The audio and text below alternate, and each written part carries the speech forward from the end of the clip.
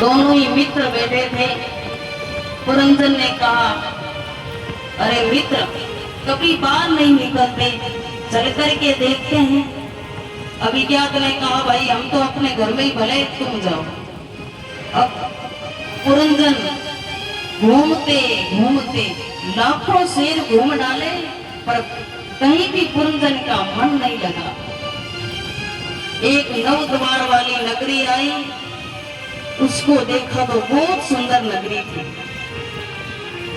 एक सुंदर कन्या, उनके साथ 10 सैनिक हैं और एक 5 फन का सांप है।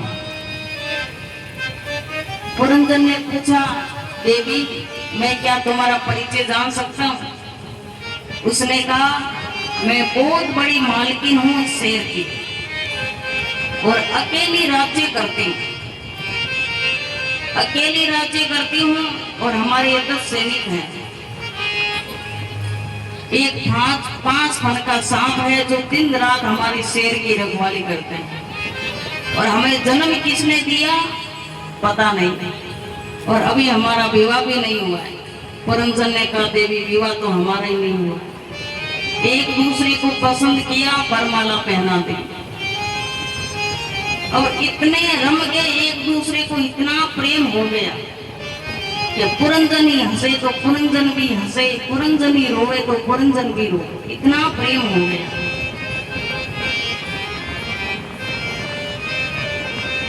एक दिन पुरंजन एक जरा नाम की कन्या थी और चंडवेद के पास आई, आकर के रोने लगी कि कोई हमारे साथ विवाह नहीं करता, जो भी कोई मुझे देखता है वो भाग जाता है।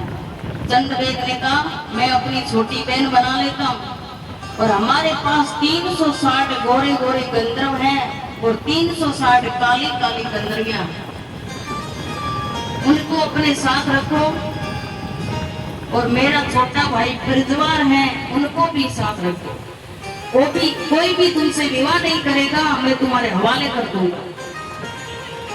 जरा देवी भी राजी हो गई और सबसे पहले पुरंजन की नगरी पर हमला किया। कब हमला हो गया शेर में, पुरंजन को पता ही नहीं चला, पुरंजन तान दुपट्टा और सो रहे हैं। 10 सैनिक थे, उसको भी मार करके भगा दिया। 5 फन का सांप था, कोई प्राण बचा करके भाग गया। अब पुरंजन पर हमला हुआ, पुरंजन रोने लगे, अरे मेरी पुरंजनी मेरे बिना भोजन नहीं करती, पानी भी नहीं पीती।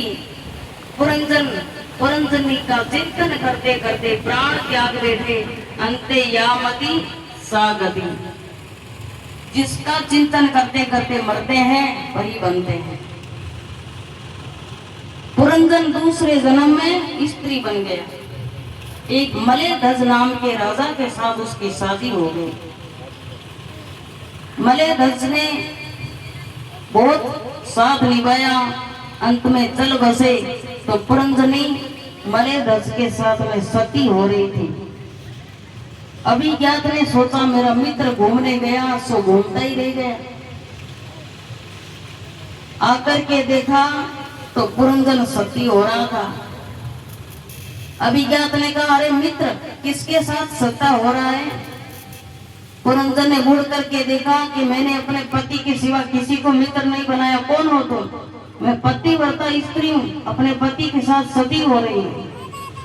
अभिज्ञात जोर से हंसने लगे, अरे मित्र तुम मुझे पहचानो, कितने साथ रहते थे हम मान सरोवर के हंस बन करके, आज मुझे भूल गया।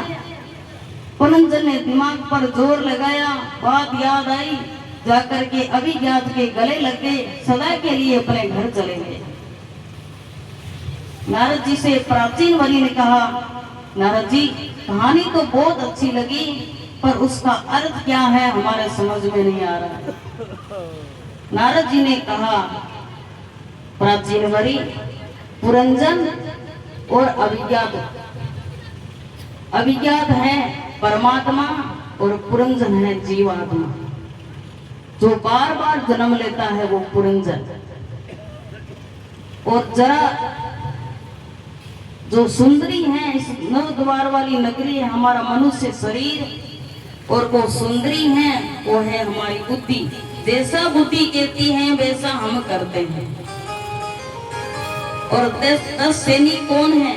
5 ज्ञान इंद्रियां और 5 जितेंद्रियां। 5 फण के सांप कौन है? हमारे सांस। चाहे कितनी भी नींद आ जाए, सांस हमेशा चलता रहता है, सावधान रहता है। और जब 5 फण का सांप छोड़ करके जाता है तो शरीर किसी काम का नहीं रहता। जरा देवी कौन है? बुढ़ापा। ऐसा कौन है जो बूढ़ा होना पसंद करे?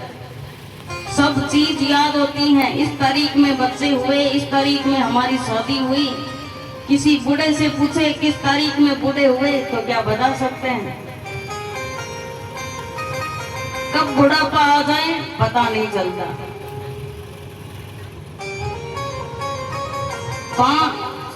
360 गोरे गोरे गंधर्व दिन हैं और काली काली गंधर्वियां रात्रियां। फिर ज्वार है रोग, जिसको रोग लग जाए बुढ़ापा जल्दी से कवर कर लेता है। चंड वेग कौन है? काल। जो हमारा समय चक्र है वही चंड वेग है। प्राचीन वरी को नारद जी ने समझाया। प्राचीन वरी अपना राज्य छोड़ करके भगवान का भजन करने के लिए चले गए। बोलिए भक्त और भगवान की राधे राधे। देखो एक बूढ़ा पर भजन है। बूढ़ा है जगह तो मैंने समझ दिए घोड़ा जगह का देखो बूढ़ा को मानता भी हो। ऐसा आदमी में सोचा बूढ़ा को माने थोड़ी आ